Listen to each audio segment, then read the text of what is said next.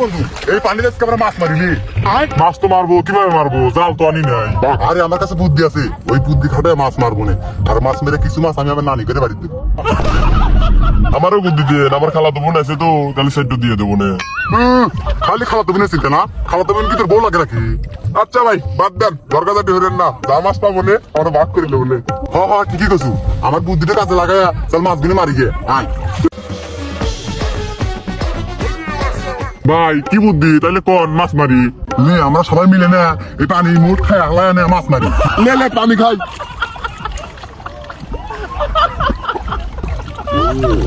কে রে পানি এত নুনটা নুনটা লাগে কে